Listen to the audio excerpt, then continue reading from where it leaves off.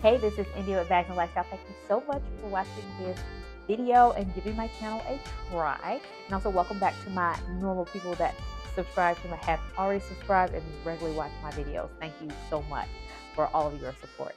We, if you're new here, talk about everything from fashion all the way down to lifestyle topics. Today will be a fashion related topic because we're going to be going into the pre-owned world of the things. For reference, I have 20 years of pre-owned experience. I have been shopping pre-owned for myself for a very long time. This is going to be a list, not a foolproof list, but just some of the top things that I would suggest someone do to help protect yourself for when you're pre-owned shopping. And first, I'm going to say this is something that you should do, period, whether you shop pre-owned or not. Always record your unboxing. Whether you're a content creator or not, you always want that evidence of how the item arrived. There have been cases, and when I say new or not, the reason why is because one, for example, if it's pre-owned, you're getting something that you did not expect to get. You want evidence, like if they ship you a box of rocks, you need evidence to show that you did not get that item, to show proof of that.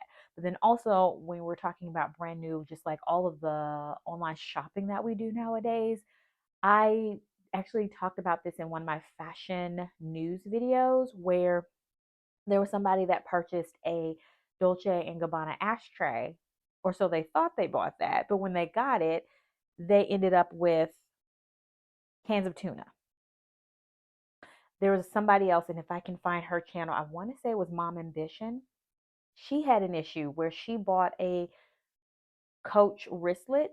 And if you guys know anything about Coach, the Coach Poppy collection was a long time ago. She got a Coach Poppy item. There is no way you can buy that thing brand new from a department store at this stage.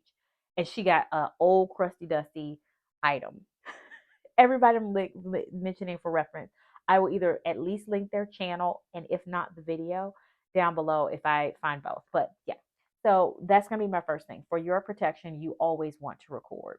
And then you can easily delete it if you don't need it. Or if you're a content creator, you're doing an unboxing at some point. Share the unboxing for the content. Next up is going to be taking photos. So when we're talking about pre-owned here, I have always been a stickler of this. So I take photos and take photos immediately and get already have that service that you're going to use for authentication. I do not care who you buy a pre-owned item from. You always want a second pair of eyes. And to be very honest, I don't always get my items get a second authentication. I have been doing it for a while, but I'm not an expert in all of the brands or anything like that. Sometimes I do allow myself to get comfortable with the place that I'm purchasing from, and I have not. But I definitely will say, even though do as I say, not as I do, get everything authenticated a second time. That authentication company is just an extra pair of eyes on it. And I know some people have thoughts about authentication companies, and I will say myself for sure, I authentication companies are not foolproof. Pre-owned places like consignment shops are not foolproof either. But at least if you have another pair of eyes on it, and while they can't tell you 100% an item is real, they can take a really good educated guess. So I definitely want to throw that out there, is that just because you use an authentication service, that does not 100% guarantee the item is real, but at least it's more of a experienced person, expert looking at it, and can at least tell you a lot of the indicators lean towards it being real. We can talk about, there's so many topics we can talk about with pre-owned. So if you have questions, throw those down below. Also, if this video is entertaining to you, I've given you some type of helpful information, you learned something new, please go ahead, hit that thumbs up. That lets me know you're enjoying it. And then also, if you throw some comments down below, questions or whatever, then I know to make other videos addressing those questions that you have. Okay, before we move on, your church probably wonder, like, why do you have something to say about this? I love pre-owned, and once I started buying more expensive handbags, a lot of my handbags that I purchased were pre-owned. My very first pre-owned handbag was actually the Marc Jacobs multi-pocket tote that I hobo that I got about five, maybe like between 6 and 10 years after The Devil Wears Prada came out, which is when that bag was initially released. And I got it from a consignment shop. And so that was my first one, and I was hooked at buying things pre-owned. You get an instant savings. There's so many reasons to buy pre-owned. You maybe can buy an item that is no longer available. And then my personal favorite is that uh, all of these companies have started to cut down on the quality of materials, whether that's thickness, the type of hardware, all of the bells and whistles that used to come with it. And so you're seeing a difference between what came out 2000s, 90s, that time range, and what's available now. And pre-owned is the thing that people are talking about these days with the handbag lovers. Pre-owned is it, especially when you're talking about some of these big brands that have astronomically kicked their prices up. But before I get down a rabbit hole with why I love pre-owned so much, let's get to the next one. Also, I will say that two content creators that I videos that I saw towards, I want to say between June and not December, but June and October, I would say, of 2024 is Melissa Adams Wade, her unfortunate situation.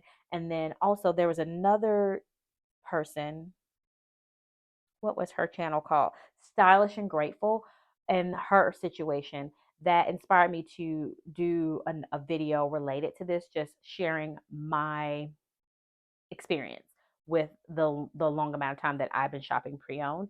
And I want to give credit to them. So make sure you check out their videos that will be linked in the description box. And then also I'll have another video at the end. Take a screenshot. I always do this.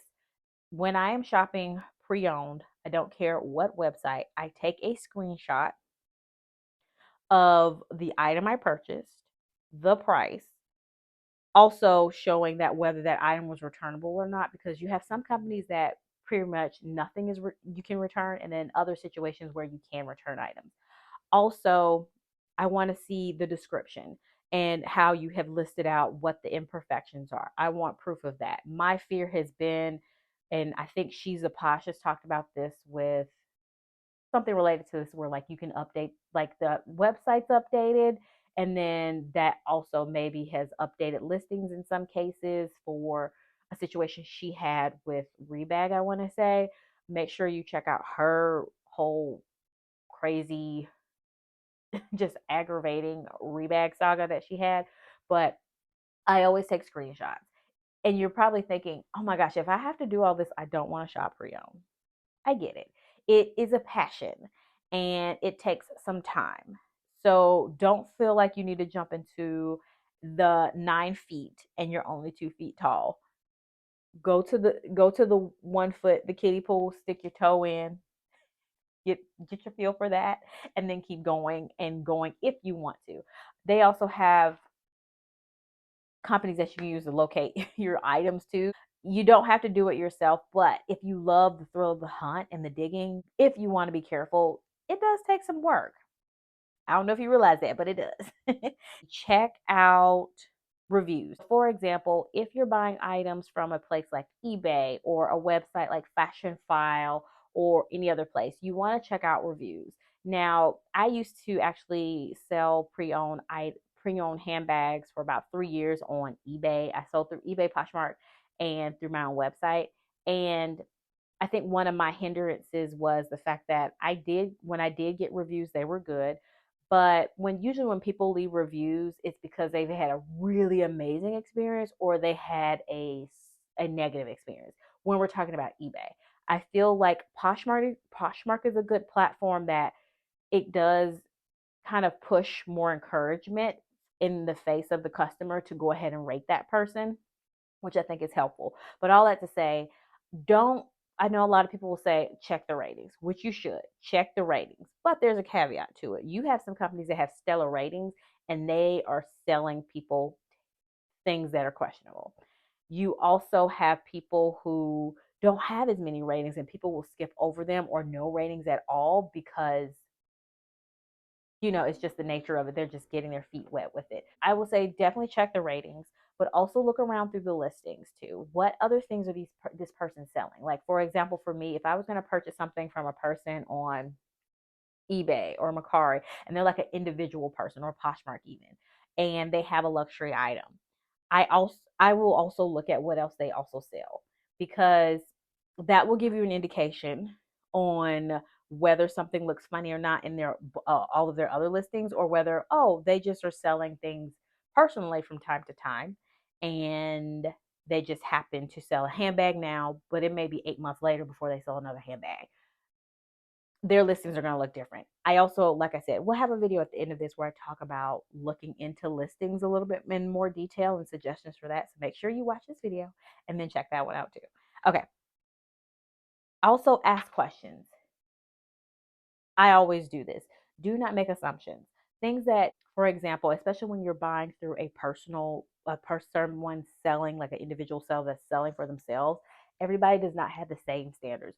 You will see a definitely strong indication of a consignment shop or places like that sell, because they will give very detailed, most of them will give a lot of details and will give you ratings. Susie from down the block is not doing all that. And Susie from down the block photos might not be all that good, but I always ask. So ask, like if they say in good condition, non-smoking home or something like that, do all the zippers work? Are there any scratches on the hardware? Like all of those, you want to keep asking questions, dig a little bit deeper to just make sure you're fully understanding what you're getting. Because like I said, it could be somebody selling for personal use and they don't understand, at least from my perspective, I need everything. I need to know everything. I don't want two photos and then you say it looks good and then that's it. No, we need all the details. If you're purchasing from a consignment shop or some type of professional seller, then you do want to ask questions about how do they get their items authenticated, just to make sure you feel comfortable with the way that they are sourcing their items, and also verifying that the items that they've sourced are items that should be sold to you. Next up is the payment source. So some credit card companies have backups where if there's an issue with an item you purchase, then you can get your money back from them. And I don't mean like a charge back, but they also have like insurances of sorts. But also that is a thing too. Like if you don't get what you're supposed to have, which is hence why you're doing the authentication immediately after you get the item, is to make sure that you are reporting that item too. But if you're in the market for credit card companies, or know that you want to check in with your company, because I know one of my credit card companies does offer something of that nature. I don't know if it's specifically for pre-owned, but it does say for purchases. So that is something you may want to look into with your credit card company as an extra level of protection. Next, you want to investigate proof. So first off, I'm wary of listings that list receipts. Do not be fooled by a listing that has a full package, a box, if it comes with a box, a authentication card if it comes with that, a receipt and a bag and all of that. People fake receipts. And that would make me more question that listing when you actually have the sales receipt. I need Just don't be fooled by that. I'm like about to mention things, but that's in my other video. So check out that other video. I don't want to repeat the same things. But also, like I said, investigate the proof of authentication with that seller. If a seller is showing you proof of authentication, whether that's a receipt that is, oh, I'm using ABC authentication services, verify with that company. You probably can't call the company and say, hey, did this like, Louis Vuitton say, hey, did y'all sell this customer this item? But in the case where they have proof of authenticity, like the certificate from an authentication company, you can verify that information. So just do that. Do your due diligence before you jump out there and say, I trust this person, let me buy it. You're spending a lot of money.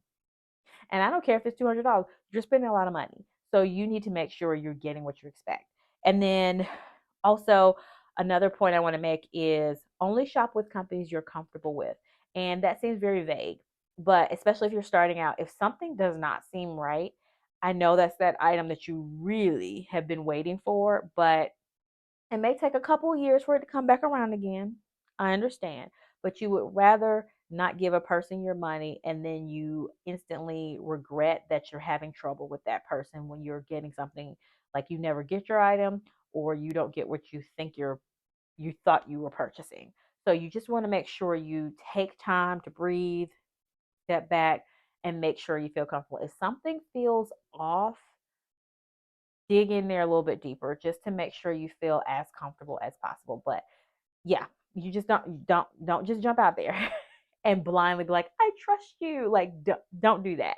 Make sure you are really critically thinking about it, digging into it, doing some investigations. And like I said, if you have questions, throw those in my comments down below, and I'll do my best to get back to you as quickly as I possibly can.